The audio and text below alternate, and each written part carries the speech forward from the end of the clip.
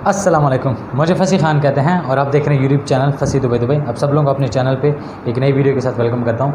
Title से और thumbnail से आपने देख लिया होगा कि वीडियो किस चीज़ से रिलेटेड है, तो उसी पे आते हैं। उसके बाद बाकी बात करते हैं।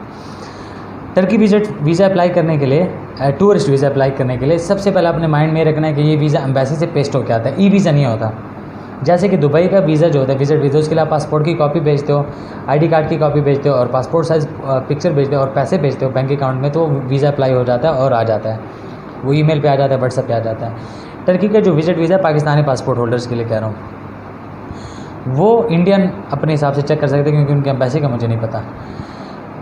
एम्बेसी से जो टर्की का वीज़ा पेस्ट हो गया था, उसके लिए कुछ चीज़ें रिक्वायर्ड होती हैं। उसको बोलते हैं फ़ाइल, उसको बोलते हैं डॉक्यूमेंटेशन।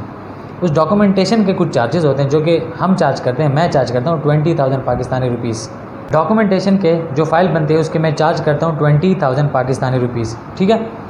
उसमें कुछ चीज़ें होती हैं, वो मैं आपको स्टेप बाय स्टेप बताता हूँ। पहले भी मैं उस पर एक वीडियो बना चुका हूँ, मैं उस वीडियो के थंबनेल बोल रहा हूँ, एंड स्क्रीन पे भी लगा दूँगा, ठीक है। वहाँ से भी आप अपडेट ले सकते हैं, बट उसको ज़रा फिर से हाईलाइट करते हैं।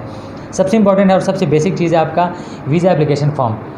वीज़ा एप्लीकेशन फॉर्म को अगर देखा जाए टेक्निकली तो वो कोई भी फिल कर सकता है, लेकिन जिसका डेली का काम है वो एक टेक्निकल तरीके से कर सकता है। वो उसको एक मतलब एक अच्छे सोफिस्टिकेटेड तरीके से, मतलब ऑनलाइन आपने कुछ करना है जो कि अगर आप फर्स्ट टाइम कर रहे हैं तो आपको डिफ़िकल्टी फेस हो सकती है या आप उसमें मिस्टेक कर सकते हो।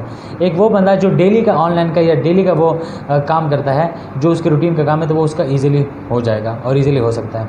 तो फॉर्म फिल करना और उसको टेक्निकल तरीके से फिल करना एक आर्ट है, और ये उस फाइल प्रिपरेशन में ये सबसे पहला स्टेप होता है। उसके बाद नेक्स्ट आपका पासपोर्ट चाहिए होता है, ठीक है, जो कि एटलीस्ट 6 मंथ वैलिड होना चाहिए, उसकी वैलिडिटी होनी चाहिए at the time of visa application.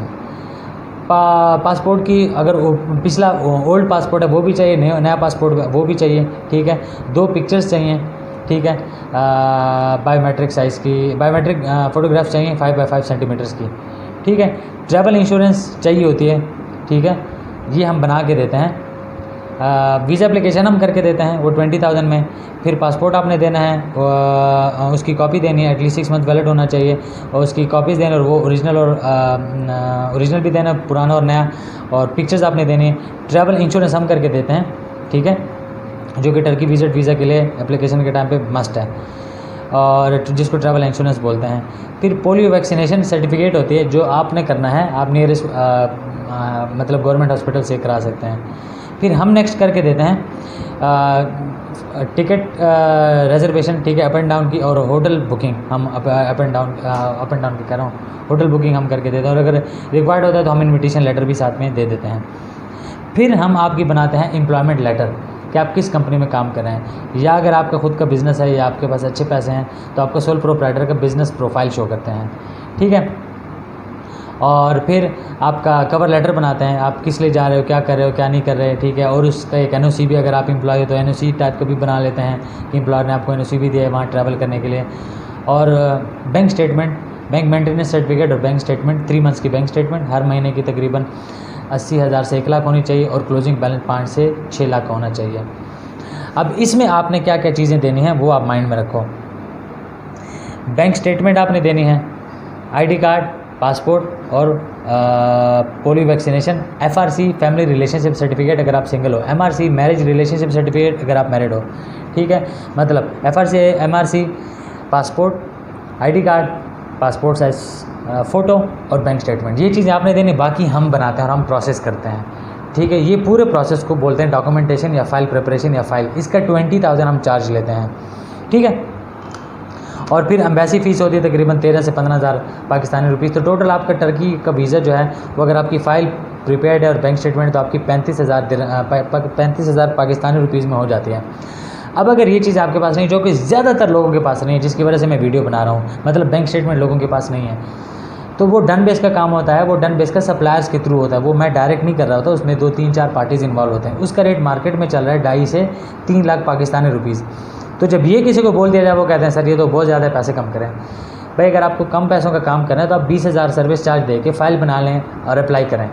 ये सबसे होशियारी वाला काम है। मतलब कम से कम आपके पास 25, 30, 40 दिनों का तो बैंक स्टेटमेंट होना चाहिए ना, अगर फुल 3 मंथ्स का नहीं है, चलो उसका जुगाड़ बंदा थोड़ा बहुत कर लेता है। और उधर जो एम्बेसडर बैठा होता है उसको भी समझ आ रही थी। लेकिन अगर आपके पास बैंक स्टेटमेंट नहीं है, बैंक अकाउंट ओपन नाम की चीज़ आपकी नहीं है, और फिर आप 2.5 और 3 लाख देते हुए घबरा रहे हो, तो आप कैसे लाइफ में आगे ग्रो करोगे? मतलब आप या ये वाली चमाट खा लो या ये वाली चमाट खा लो, ठीक है, या चुप करके बैठ जाओ, जो सीधी बात है।